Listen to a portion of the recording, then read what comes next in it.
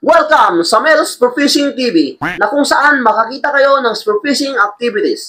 Balik ulit tayo guys sa karagatan para magpatuloy sa ating mga pangarap. At dahil nakahuli tayo sa previous video natin guys ng tangigi, doon din ako pupunta sa spot na yon.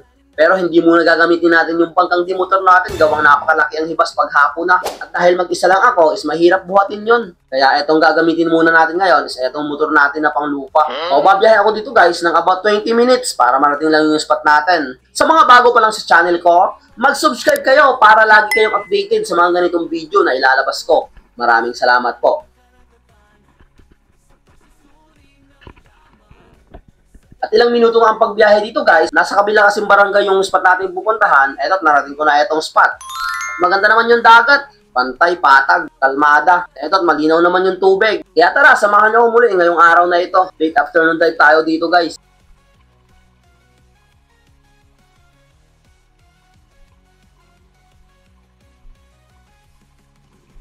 Kaya let's go! Dito guys, nakailang ulit na akong nagdadive. Wala pa rin ako nahuhuli. Palipat-lipat na rin ako ng pwesto pero wala pa rin nagpapakita.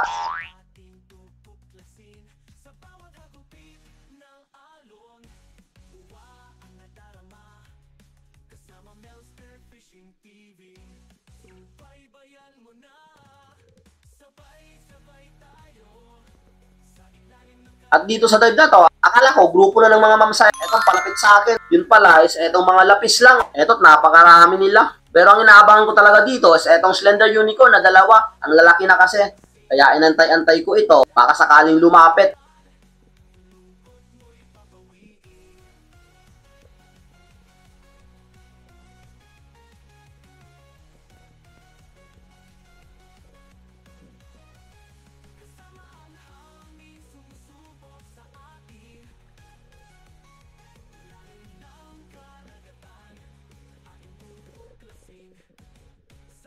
A couple of seconds ang pag-aantay dun sa mga slender unicorn, hindi naman lumapit, kaya back to the surface muna tayo. At dito guys, habang nagpapahinga ako dito, bigla akong napansin na itong mga dalagang bukid, umiba ng mga galaw, mukhang may kinakatakutan.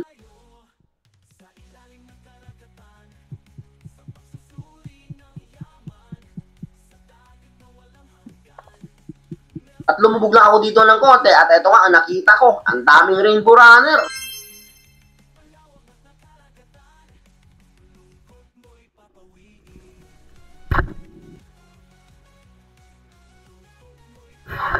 Grabe, ang daming rainbow runner talaga. Sari-saring isda yung makikita mo. May nakita pa ako dito, napakagandang isda, grupo din. Pero napull na natin yung trigger. Saka maraming mamsa ang nakita ko dito. Pero pag sisid ko kasi, is biglang lumayo yung mga mamsa.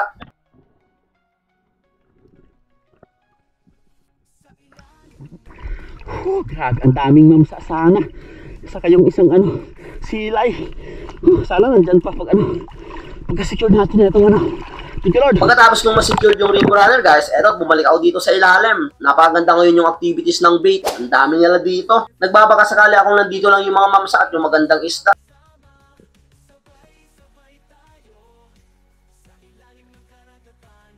Eto, ang dami talagang dalagang bukid na makikita ka dito ngayon sa spot na to. Sari-sari. Merong itong dilaw ng buntot, etong blue, saka etong pulang dalagang bukid.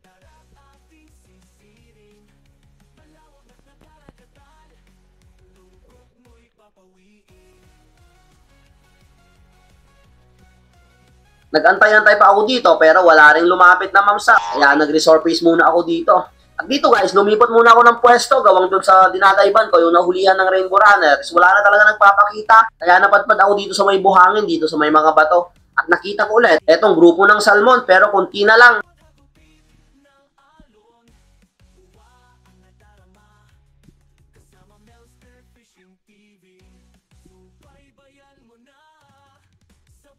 Kaya lang, ayun, ang nangyari, medyo mailap na kasi. Kaya hindi tinamaan pagka-pull ko ng trigger. Pagkatapos din na itong day na to guys, bumalik na ako sa mababaw na area. Lumakas na kasi yung agos. At dito, nakita ako ng 3 samaral. Kaya dinapshot ko lang to. Eto, bumilis nga yung galaw. Buti na lang, tinamaan pa.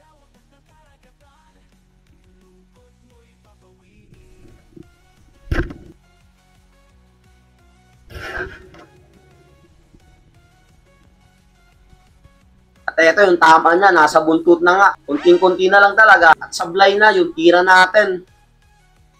Kaya ito yung naging pangalawang isda natin ngayong araw na ito. Thank you Lord. Ibalis na tayo dun sa laot. Lakas na nakangagos eh. Sayang hindi tayo nakahuli ng magandang isda sa maral. At pagkatapos kong masama itong samaral doon sa Rainbow Runner guys, umuwi na rin ako. Wala na lang talaga nagpapakita at lumakas na talaga yung agos. Napapagod lang ako dito sa mababaw na area. Eto, nakita ako ng middle fish. Kaso nga lang, hindi na naman tinamaan. Magaling umiwas na needle fish yun. Ayun guys, umahon na ako. Lumakas bigla yung agos pagkahuli ko nitong salmon. Nakailang dive pa ako tapos lumakas. Biglang lumakas. Naglipat pa ako dun sa sinimula natin, dun sa pangpang. Kaso ganoon din, ang lakas. Hindi ako makapwesto. Napagod lang. Kaya umahon na ako. So eto, okay naman itong huli. 2 piraso. Yung isang Rainbow Runner, hindi pa tinamaan. Malayo kasi. Malakas tong agos. Hindi ko nasundan kaagad. So okay na rin to. Bawi tayo sa susunod na dive. Right. The next day, pagdating ng umaga guys, balik ulit ako dito sa dagat. Dito naman ako magdadive sa paboritong spot natin. Medyo matagal-tagal na rin tayo hindi nakakadive dito. Kaya bisitahin natin dito yung mga isda. Kung meron ng mga laman na malaking isda dito sa spot na to. Sa mababaw na area. Ito, napakakalma naman dagat. Napakalinaw pa rin. At napakaganda yung sikat ng araw.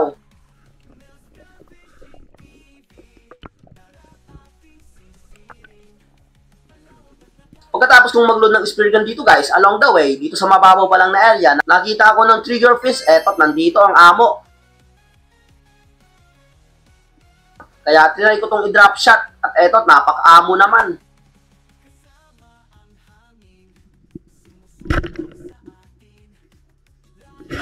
Kaya eto yung naging unang isda natin ngayong umagang dive na ito dito sa paboritong spot natin. Isang trigger fish. Pakoy naman ito kung tawagin dito sa amin.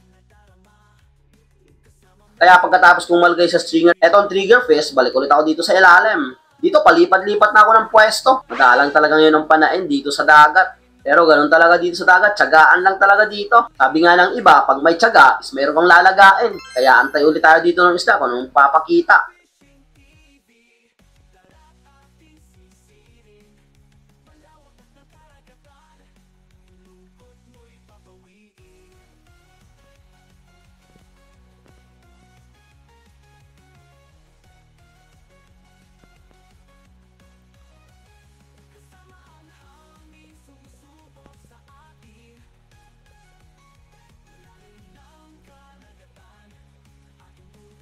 At dito, may napansin akong isang target. 2 rabbit fish. Ito yung palaging nahuhuli natin pag nagna-night dive tayo. Kaya ito yung pangalawang isda natin ngayong umagang dive na ito.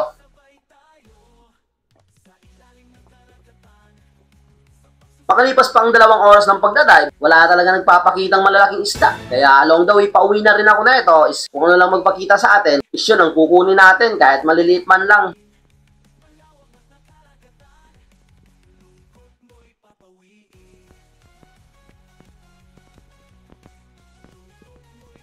Eto't may 3 sanang rabbit fish pero maliit. Hindi gaya nung nahuli natin na malaki na talaga. Etong 3 is maliliit pa talaga. Kaya hayaan na lang natin.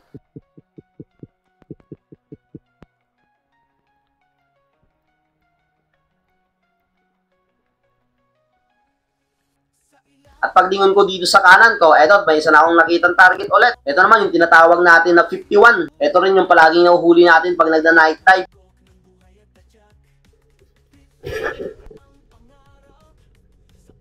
Pang 3 isda natin ngayong araw na ito. Okay na rin to kahit ganito kaliliit.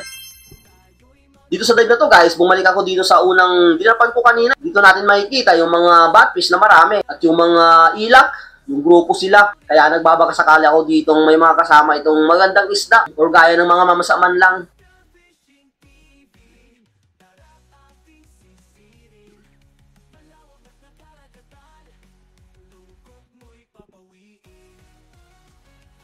At pagkapwesto ko dito, lingon-lingon ako ng konti. At eto, ang nakita ko agad. May papalapit na pala sa aking napakalaking big eye trevally. Eto't ang amo.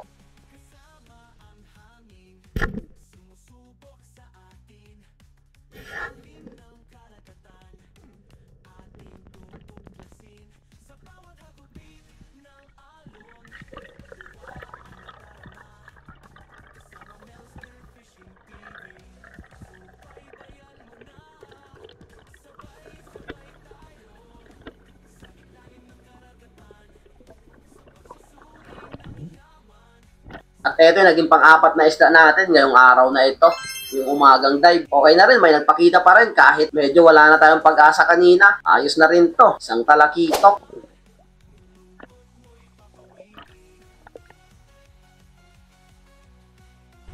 Oh, thank you Lord. Akala ko, nabigla ako. Bigay Trevally pala. Ang amo. Oh, pauwi na tayo. Mag-alas 9 na. Goods na rin, malaki na rin.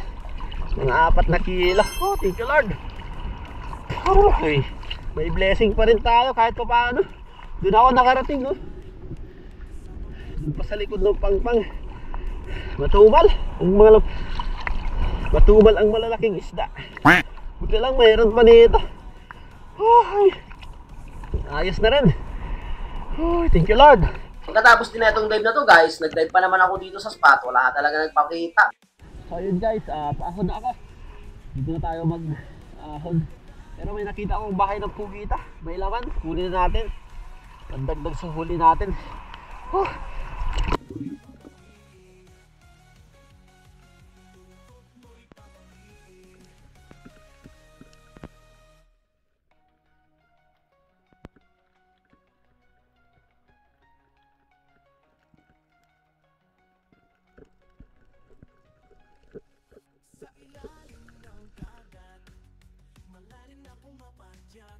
At buti na lang, hindi tayo pinahirapan na itong pugitang ito. Lumabas ka agad sa lungga niya or sa bahay niya. Kaya ito yung naging pang-5 huli natin ngayong araw na ito.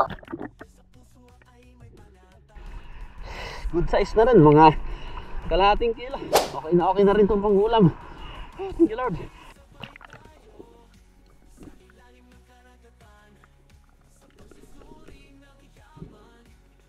Kaya pagkatapos kong masama itong pugito sa mga huli natin, uwi na talaga ako. Okay naman, itong mga huli natin, eto. Kahit papano, may huli pa rin. Malaki naman itong talakitok na nahuli natin kahit pa uwi na tayo. May blessing pa rin tayo sa araw na ito. At dahil kalmada pa ang dagat guys, pagdating ng hapon, balik ulit ako dito sa paboritong spot natin. Eto't medyo malaki na yung hibas. Tayo ulit natin dito ngayong hapong ito. Balik-balikan mo lang talaga yung mga spot mo. Is matatimingan mo na may mahuhuli ka namang malaki talaga. Hindi lang talaga bawa dive natin, is makakahuli tayo ng malaking isda or may magpapakita sa atin. Kaya eto na yung naging unang drop ko ngayong hapong dive na ito. Eto't napakarami namang bait.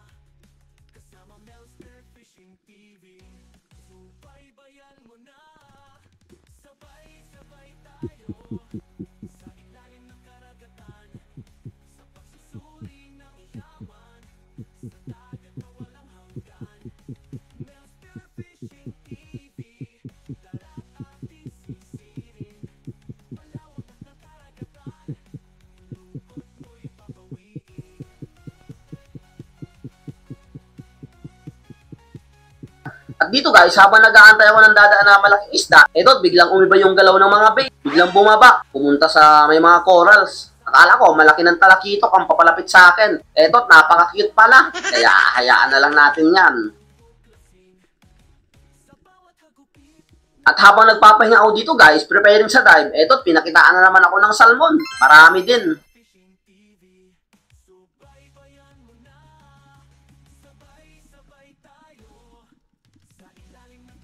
Kaya lang, medyo mailap. Ipapahabol sa akin.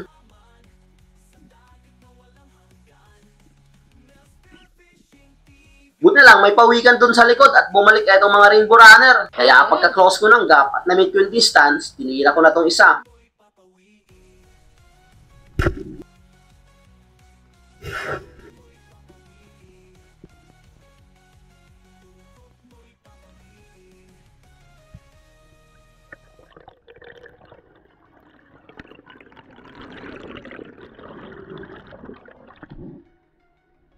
Kaya ito yung naging unang isda natin ngayong hapong dive na ito.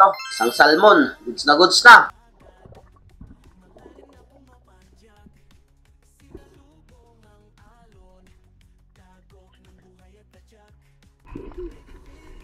Thank you Lord. Kala ko hindi naman tayo makakahuli. Mailap, medyo mailap. Buti lang may pauwi ka na dumaan at bumalik itong mga salmon. Marami. Mga 2 kilo. Thank you Lord. At pagkatapos yung malagay etong salmon sa stringer guys, balik ulit ako dito sa ilalim. Lumipat na ako dito ng pwesto. Eto, nandito naman yung grupo ng mga ilak. Ang dami talaga ng mga ilak dito sa paboritong spot natin.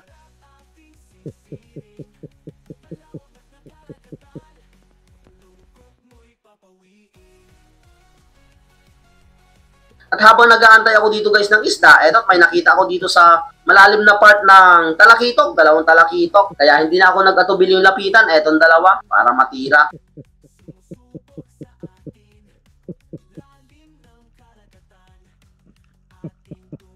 Ngunit habang palapit na ako sa kanila at medyo matagal na ako dito sa ilalim, nagpapahabol sa akin.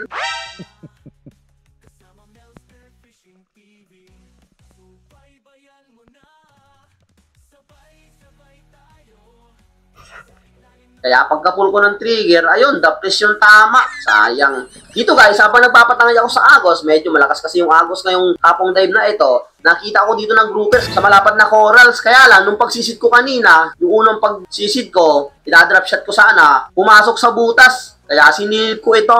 Nagbabakasakali ako nandito lang sa puwerta ng butas niya. At hindi naman ako nagkamali. Ayun, nakasilip.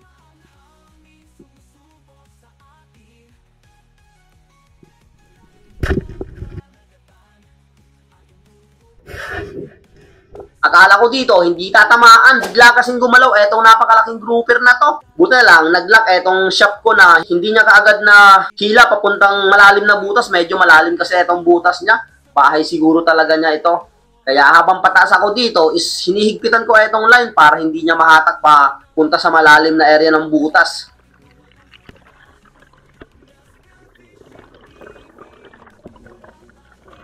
At dito, pagka resurface ko, nakapahinga ako ng maganda, eto, binalikan ko ulit etong grouper.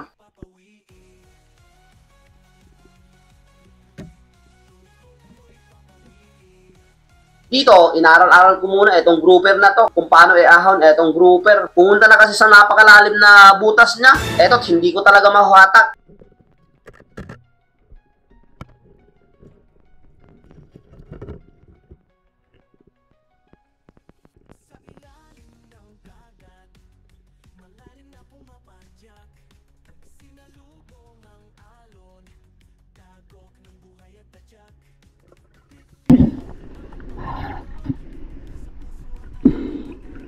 Pinasok sa butas. Sana hindi punta sa loob. Mukhang malawak yung butas. Mukhang mahihirapan tayo. Pero nabiak na yung bato dun sa kukunin ko na lang. Pahinga ko ng konti dito.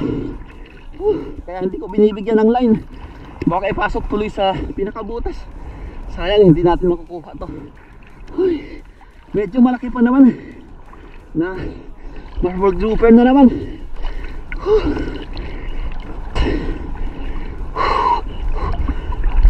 Kaya pagkatapos ko ulit makarecover, eto, binalikin ko ulit etong napana nating grouper. Dito sa pangalawang sisid ko, eto, nakita ko yung bato is bumiak. Siguro sa paggalaw ng grouper, buti lang, malambot yung bato. Nakasiksik na talaga yung grouper.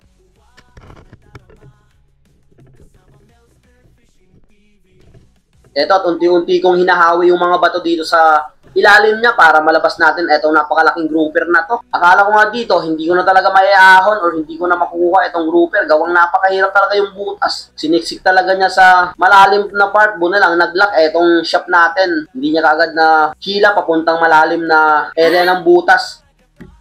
At dito sa pangatlong sisid ko, eto, nakakita na ako dito ng paraan para maiangat natin etong grouper. Kinuha ko muna yung bato para hindi harang dito sa grouper.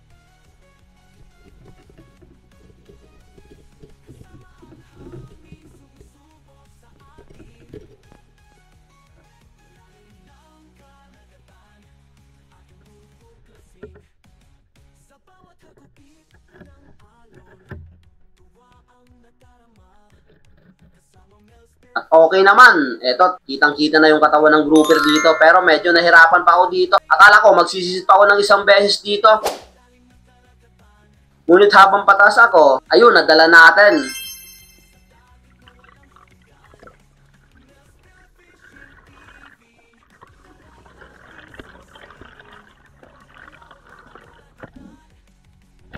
At eto yung tama niya, napakaganda pala yung patama ko. Tago sa bandang tiyan, kaya hindi talaga makakawala. Buti na lang, naabutan pa natin talaga at hindi tayo pinahirapan na kunin etong napakalaking grouper na to. Thank you Lord sa tatlong pagsisid natin, nadala na natin. Nahirapan tayo doon. Buti na lang, nabiyak na yung bato, yung kinukuha ko para lang mailabas to. Medyo malaki to. Ito rin yung spot na kung saan yung pumana tayo dito sa malalim ng nung napunit. Dito banda yun. Marami talaga ditong grouper dito sa paboritong spot natin. Thank you Lord. Halos magkakalhating oras tayong pagsisid at pagpahinga for the safety. Nagpapahinga ako ng maganda talaga, mga 10 kilo siguro. Kaya pagkatapos kong masama itong grouper sa huli nating rainbow runner guys, nag-dive pa naman ako dito. Halos nakakalahating oras pa ako ng dive, pero wala na talagang nagpakita. Kaya umuwi na rin ako pagkatapos ng dive. Okay naman na itong huli natin, kahit 2 piraso lang. Napakalaki talaga itong grouper. At pag-ahon ko dito guys, nandito yung mga followers natin or mga subscriber. Nanonood daw sila sa mga vlog natin. Kaya nagpa-picture muna sila sa napakalaking huli ko. Shoutout nga pala kay Pablo Alaw, Erickson Mortel, Infinite Outer Quest, Joel Ranas, Christy Pabol, Charlie Paridis, Kuya Bert, Johnny Heisten, Elsa Cayetano, Romy Hermosa, Marlon Hamisola, Alan Tingala, Alan Turanya, Cesar Ableng, Julilito Gubertas, Yapox TV, Manang Hilaw, Iking Garciano, Jose Generalaw Burata, Lugin Gillian, Hangover, Lordwin Baronda, Rabino TV Vlog, Rosalinda Pastitio, Manres, Boots, Agustin Elisis Kasompang, Adami Family, Cecil Lisondra Magsanay, Mel Aguilar TV Channel, Nelson Panturas, Gutierrez Family, Jobe Sulayaw, Borja Family, Albert Simborio, Prince Tyron, Boybid Susalo, Noel Grigo, Lingo Family, Bonifacio Arbalate, Alden Encio, Brian Pagkaliwagan, Alexander Pesquera, Pesquera Family, Rini Alisen, Brian Riano, Felix Lumagdang, Rone Villanueva, Jardine Family, Toto Condes, Daddy Wills Official, Jeffrey Rivas, Tuto Kalingaw, Ivan Kahape, Pancho Pantino, Florante Miranda, Elvera Miranda, Dennis Martires, Prince Adriano Barbosa, Ruel Talara, Tata Untoy, Puji Edward, Himro Dramo Past Easy Tracking, Justin Paigmane, Pamiano Family, Anthony Antonio, Sausa Pagaduan, Ruel Talara, Kabuhad TV, Rizan Rubilio, Anne Rosal, Romeo Alcones, Alcones Family, Bong Disulok, Elbe Albento, Laika Lopez, La Army, Rian, Tricia, Roque, Bibi, and Edna Disulok. Maraming salamat po sa inyong lahat. So ayun guys, nandito na ako sa bahay. Halos 2 hours yung dive natin. So ito yung nahuli natin. Ito yung inaabangan ko talaga dun sa butas. Palagi ko itong nakikita dun, pero biglang sumusuot talaga. Buti na lang nung pagsuot niya sa butas is hindi dumiretso sa ilalim. Nandun lang siya sa puwerta ng butas, kaya sinilip ko. Narate pa nga yung pagkatira ko. Dito ko sinaasinta, akala ko hindi gagalaw. Saka itong rainbow runner. So timbangin natin kung ilang kilo. Siguro mga estimate ko to mga lagpas 7. Yung grouper natin 10 kilo, lumabis pa ng 1.5 gramos. Goods na to. Siguro talaga yung napunit natin doon, yung nakawala sa akin nung sa previous video natin is mga 15 pataas yun. Malaki talaga yun. Grabe, gutom na gutom. Ito yung tagos nung niya, oh. Ayun, nandun sa kabila, saka ito yung tinagusan. Buti na lang hindi tayo pinahirapan ng pagkuha. 3 sisid lang nakuha na natin. Kaya goods na 10 kilo na lang yan. Itong rainbow runner is nag 2.8, 10, halos nakaano din tayo ay 1.8 pala. Naka 11 kilos din tayo. Saka yung umaga okay na rin. So ito is 10 kilo. Pag nabenta ko to is benta ko to ng 230 kung may bibili. Or kung walang bibili ng 230 is gawin kong 200. Oh. So bali may 2,000 na ako dyan. Nakita. Isang tira lang 2,000 na.